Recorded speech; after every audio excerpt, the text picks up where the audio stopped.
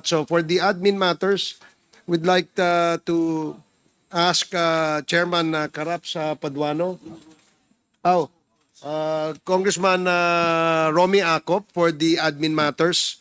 The rules have already been stated clearly in the previous hearings, and I'm sure that most of the resource persons present here have already understood and have heard the ground rules in the conduct of these proceedings. So we now proceed with Congressman Romy Acop for his admin matters. Thank you, Mr. Chair. For the admin matters, I do not know, Mr. Chair. May I ask the COMSEC if former Senator Trillanes would be present? Sir, we invited Senator Trillanes but he has not presented himself yet. Okay. Kasi may mga requirement po tayo sa kanya. Now, the AMLAC, is the office represented in today's hearing? Yes, sir. He is, AMLAC is represented, sir. Yeah. May I know where the representative of AMLC is located? AMLAC? Can you please take the seat right in front of us, Attorney Arpon, sir. Attorney Arpon?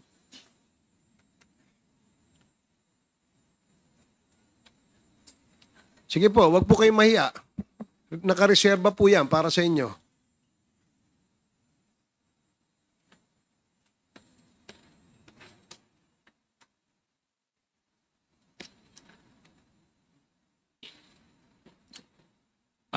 AMLAC in the last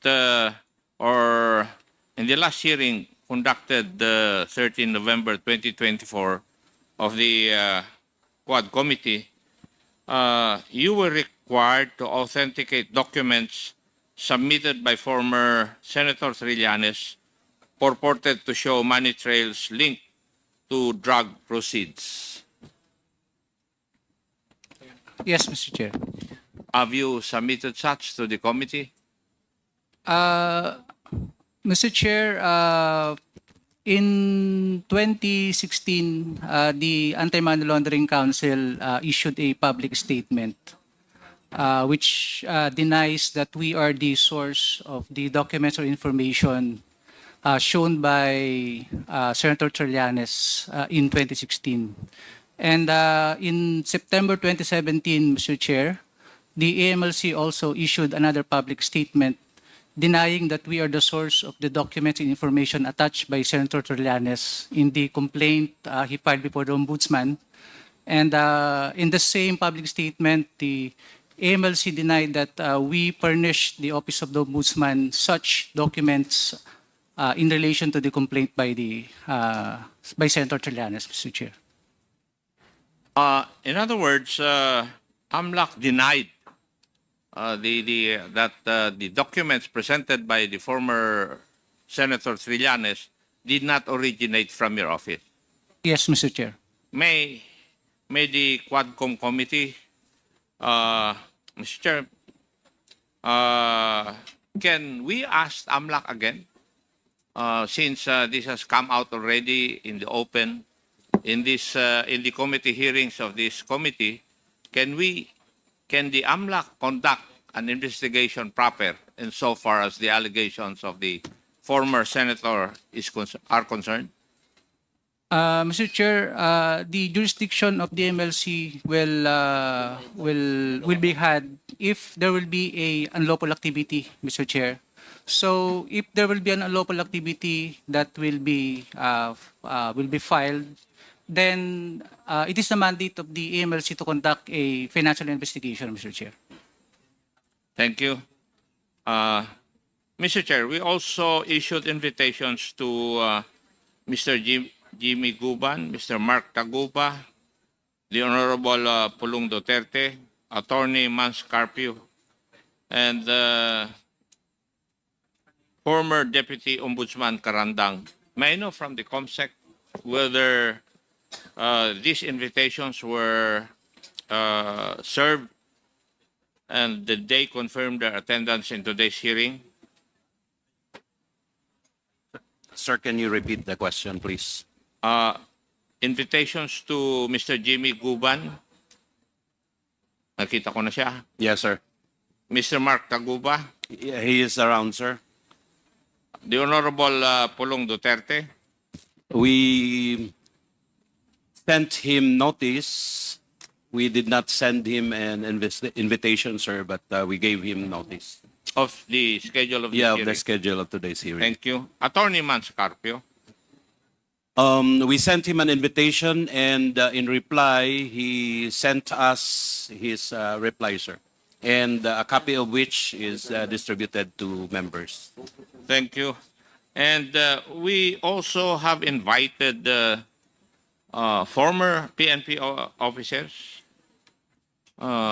pursuant to the request of the Honorable Chairman Caraps Paduano. Yes, sir. Are they Mr. present? Chairman, With the indulgence of Congressman Akop, I think this pertains to the admin matters as well that we Yes. are discussing. Yes, yeah. Congressman. Mr. Chairman, just for the information of the Honorable Chairman of the Committee on Transportation, Chairman Akop, the following former dismissed, no, under appeal, police officers, namely Police Lieutenant Colonel Hipana, Lamses, Condag, Gumbok, Police Major Vicente, Police Major Reo Maymay, Police Major Kenneth Militar, and Police Lieutenant Colonel Dueñas. Since they travel from Iloilo to Manila, they will be arriving at 1 o'clock this afternoon, Mr. Chairman. And the invitation officially was sent also to the Napolcom Region 6, addressed to Attorney Jiro Masuga and Mr. Napoleon Arostique. And I think they're present, Mr. Chairman. Just for information of Chairman Akop and this honorable committee. Thank you, Mr. Chairman. Thank you, Mr. Chair. Lastly, did we invite former Deputy Ombudsman Karandang? Yes, sir. We invited him, and I think he's not yet around, sir. He's not around. Yes. That would be all, Mr. Chair. Thank you, Congressman Akop. Chairman. May I ask from the COMSEC first, did the former Deputy Ombudsman Karandang confirm this attendance for today's hearing? No, sir. Okay, thank you. Congressman Chairman. Paduano. With that, Mr. Chairman, I move that we issue once again an invitation to former Deputy Ombudsman Karandang. So move, Mr. Chairman. Okay, there's a motion to invite again former Deputy Ombudsman Karandang in the next scheduled committee hearing of the Quad. Duly seconded. Are there any objections? Hearing none. Motion is carried. COMSEC, you are directed to send invitation to Deputy Ombudsman Karandang again. Thank you, Mr. Chairman. And Mr. Chairman, in receipt, this committee in receipt of a copy which is signed by Attorney Manuel Adrian Arugay, Legal Counsel of Okada, with regards to the subpoena issued to them for the winnings of Mr. Tony Yang, aka Yang Xian. We have already received, and they complied, Mr. Chairman. And Mr. Chairman, May I know, Your Honor, if indeed Mr. Tony Yang won? the figures that was stated is 5,07,780 pesos. So there was a winning. From, Yeah, okay, thank you. confirm, Mr. Chairman. Now, next, Mr. Chairman, we have here a request coming from Mr. Gumban, asking for a regular medical checkup, and his last checkup was February 20, 2023. So with this, Mr. Chairman, and he supposedly he will be scheduled for checkup this 10 December 2024. Mr. Chairman, with that, Mr. Chairman, I move that we will direct the medical officer of the House to check Mr. Gumban, and if the findings of our medical officer is favorable to the request, we will let Mr. Jimmy Gumban to have his regular checkup, Mr. Chairman. So move. So, COMSEC, please coordinate closely with the House physician on the request of Mr. Jimmy Guban. Mr. Chairman, we have with us a letter of excuse coming from the lawyers of Mr. Police Colonel Grijaldo.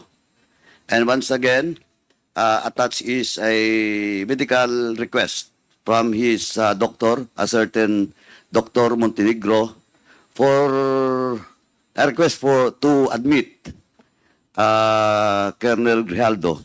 But just to inform everyone, this is now the third time that Colonel Grijaldo was absent, and he sent us 3 excuse letter with the same reason, medical, Mr. Chairman. And with that, Mr. Chairman, to expedite the discussion, may I respectfully move, Mr. Chairman, that we... Mr. Chair, Sandali po. before I you am not yet move, finished. Mr. Chair, Wait, if I may. Wait, Bahala kayo, Mr. Chairman, bahala kayo kung i-approve niyo yung motion ko o hindi. no. Diba? No. 1 minute Or suspension. before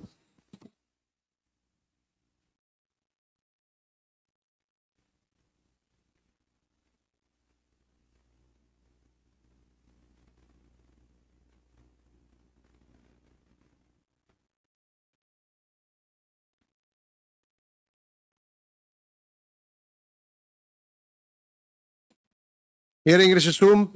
Mr. Chairman, thank you. With the indulgence of the Honorable Chairman Dan Fernandez. Mr. Chairman, with these 3 letters sent to us, it's all about medical, with attached medical request and certificate. May I respectfully move, Mr. Chairman, that we will direct our medical officer in the House to check personally the status of Colonel Grijaldo with regards to his medical condition, Mr. Chairman. Second, Mr. Chair. Okay, there is a motion. Before the chair rules on the motion, Congressman Fernandez is manifesting Yeah. that he be recognized. Yes, Is thank that, you, Mr. Chairman. So before we finally rule on this motion, so is this an amendment to the motion? No. I just wanted to manifest something. Mr. Chairman, as much as I wanted to inhibit myself on the discussion about this Colonel Grijaldo,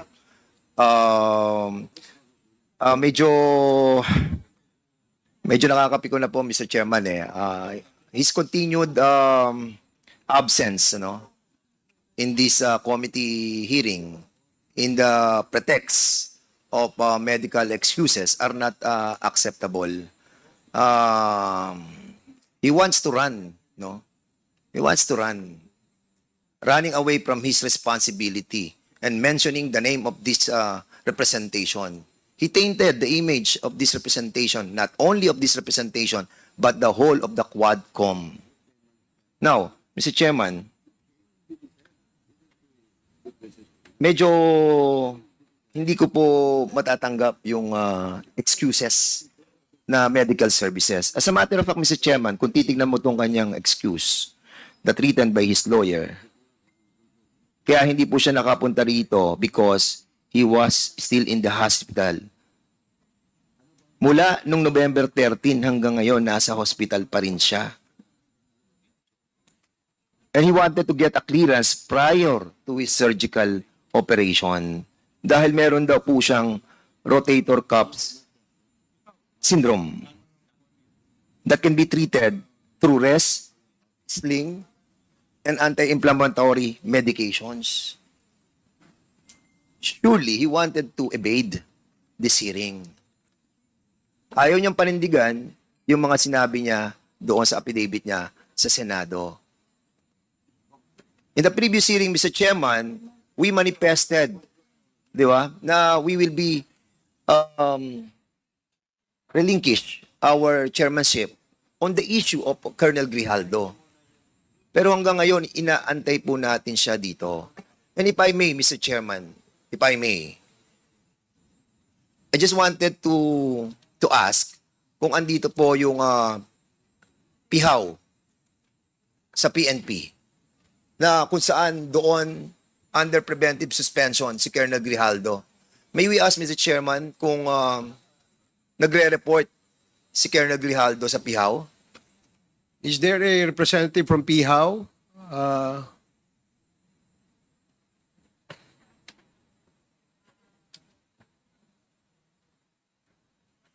Ayoko na po sana ngang magtanong tungkol dito. But, Mr. Chairman, the last time that he appeared in this Congress was more than a month already. And it's taking too long, no? Because he said something against this committee, against this person. And that's the reason we wanted to be cleared on the affidavit that he manifested in the Senate. Now, Mr. Chairman, nandiyan na ba? PIHAW, please. Pihaw, nandito ba taga-Pihaw? Yeah. Please take a seat. Para mabilis po tayo, please take a seat. Yung taga-Pihaw.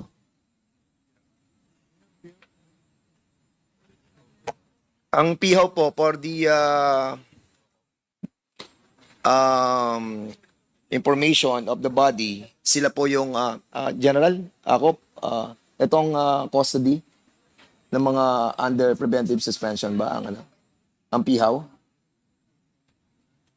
Mr. Chair, I think the representative of PIHAW is present and he will be able to answer those questions. So anong Kindly identify yourself. Good morning, sirs. Police Brigadier General Constancio Chinayig Jr., the Acting Director of the Directorate for Personnel and Records Management. And under me is the PIHAW, or Personnel Holding Chair, Administrative Unit, sir. I'd like to ask if he has taken his oath. This is my second time, sir, to appear, so I took my oath Okay, the first time. What is the mandate of the PIHAW, sir? It is, the PIHAW is the unit in DPRM where personnel without any assignment are put into, sir. So, mula noong November 13, nag-report na bubuwas inyo si Colonel Grijaldo? He reported November 18, sir. November 18. November 18. Opo. Pero the procedure of the PIHAW is what? You have to report what, daily? Yes, sir. They should be physically accounted, especially when we were cautioned because we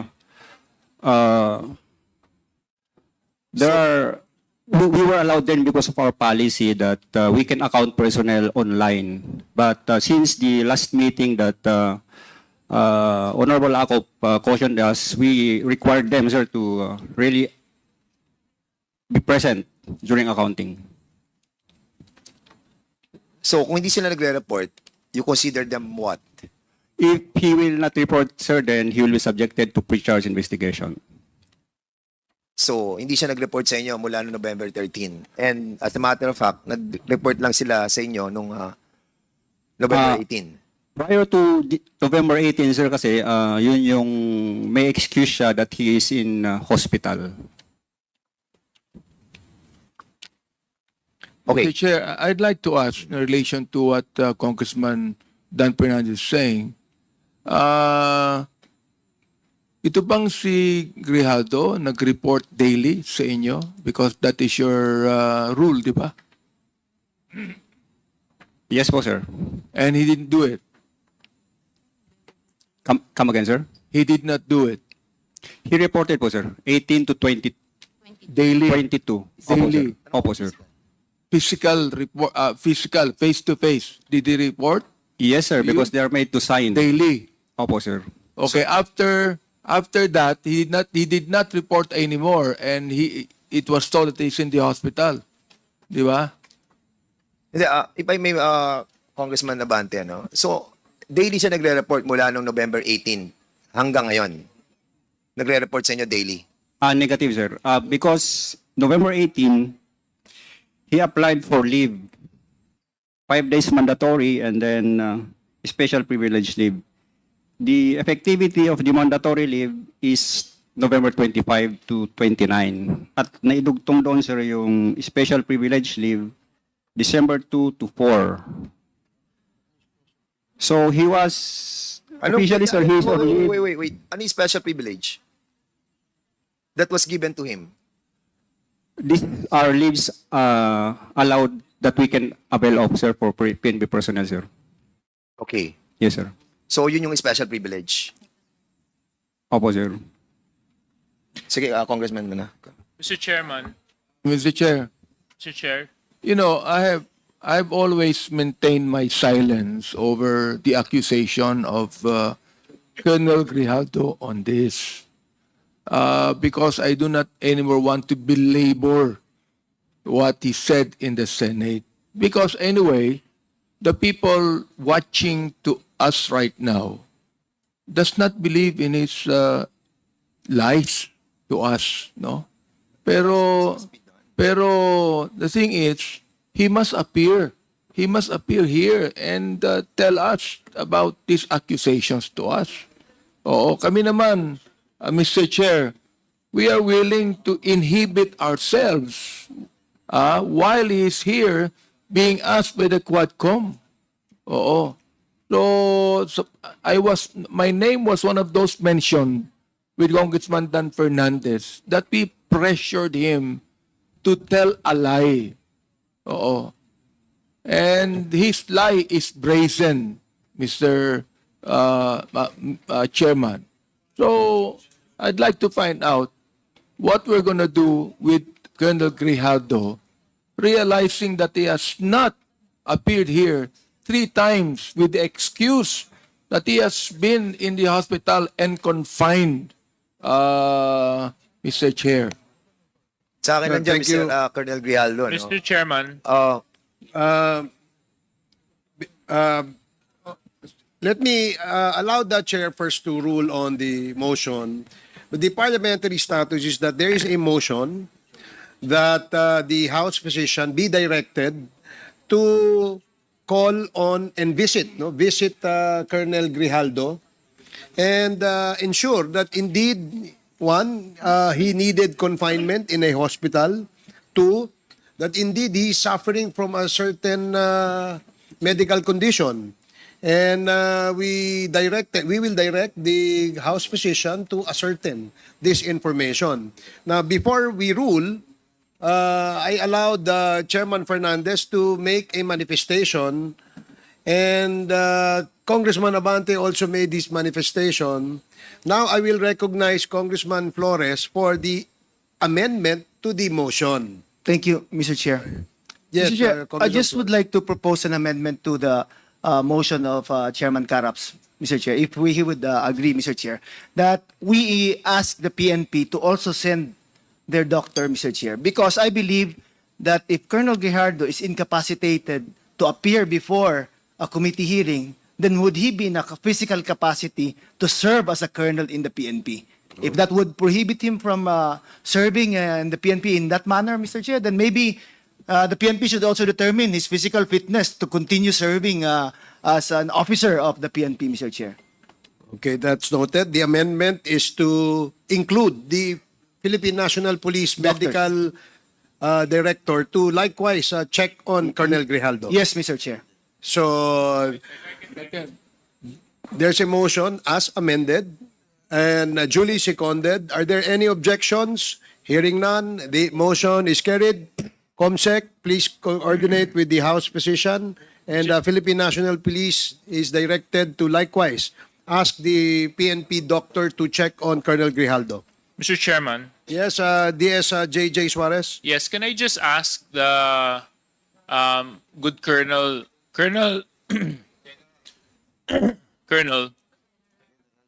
General, sorry.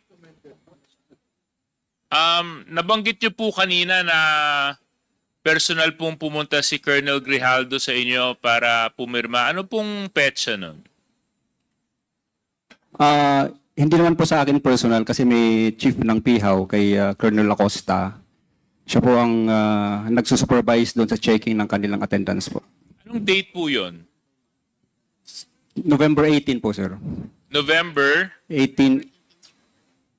18. So kung Tama November, po. kung November 18 po yun, that would be around more or less a week or so ago. Tama? Yes po, sir. Mr. Chairman, the reason why I asked is because dito po sa unang sulat nung kanyang abogado, ang sinabi po niya dito ay naka-admit po siya sa ospital, kung hindi po ako nagkakamali. And suffering from left shoulder dislocation, TC slap tear. And this was issued by the Pasig Doctors Medical Center on November 11.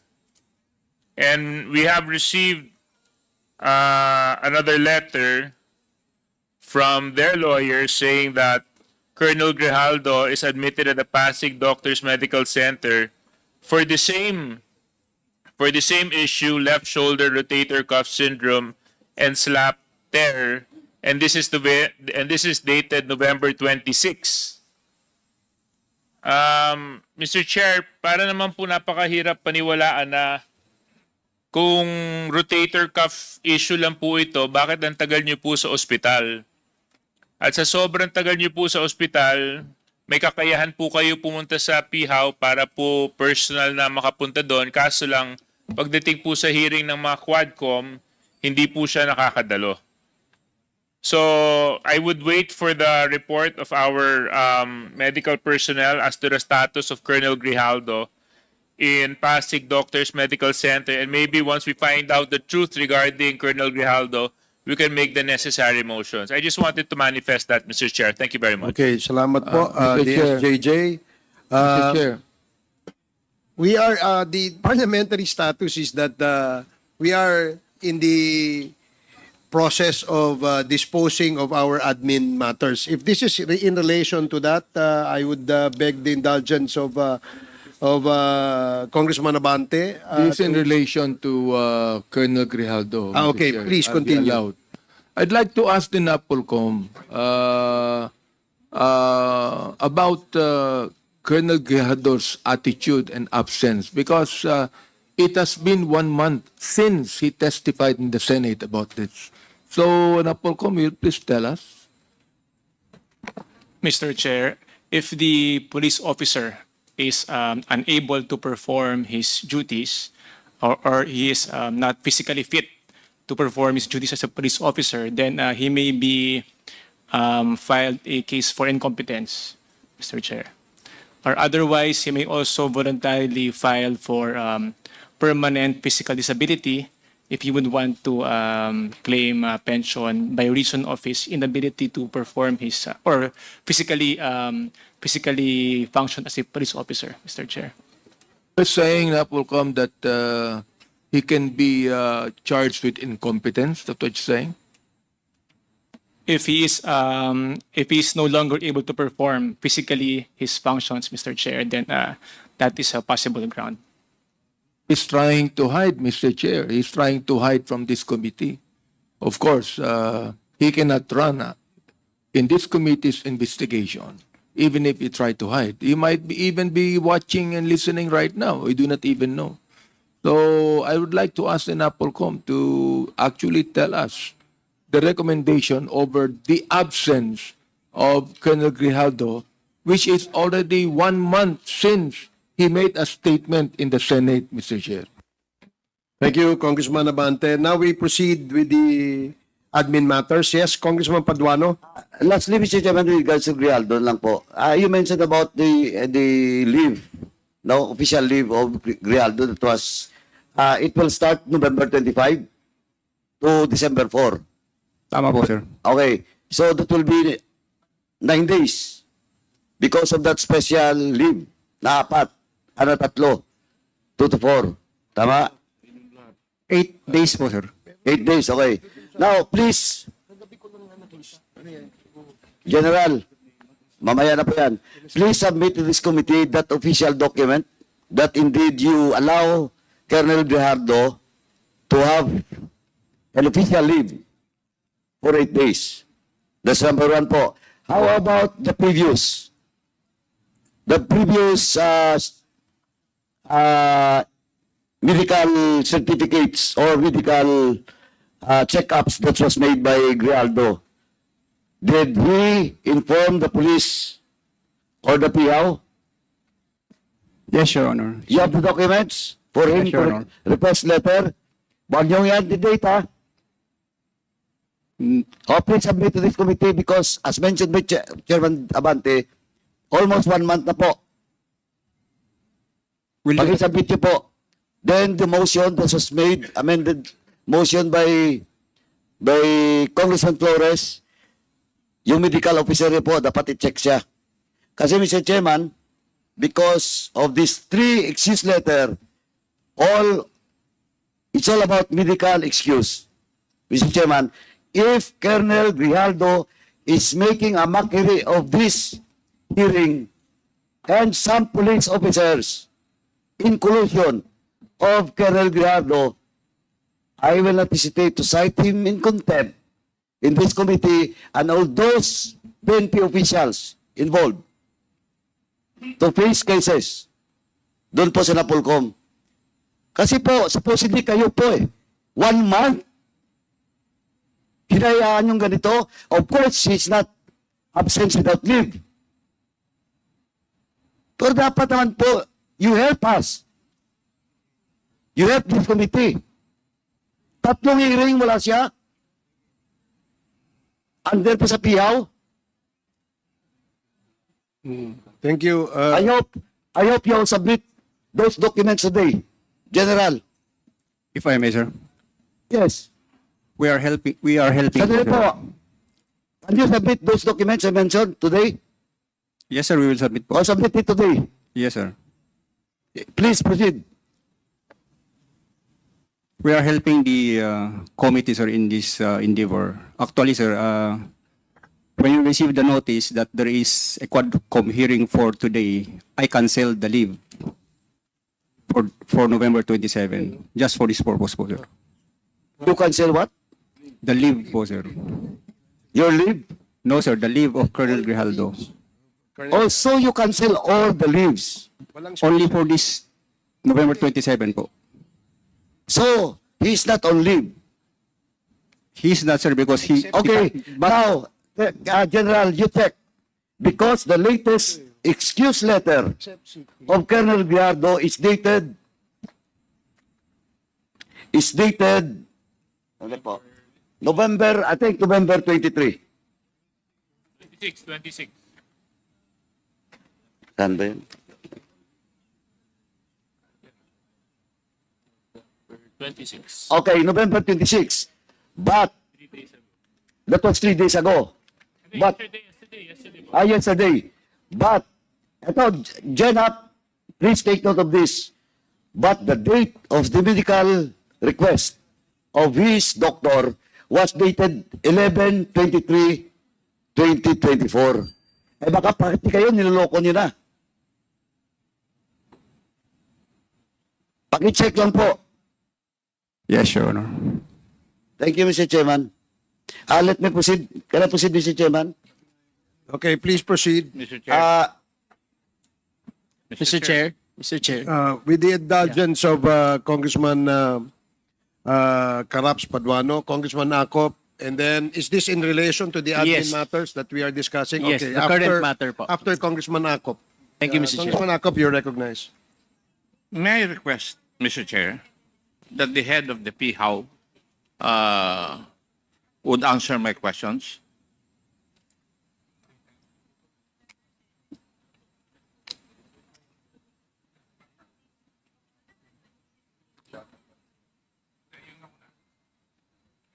Good morning, Mr. Chair. Good morning, Your Honor.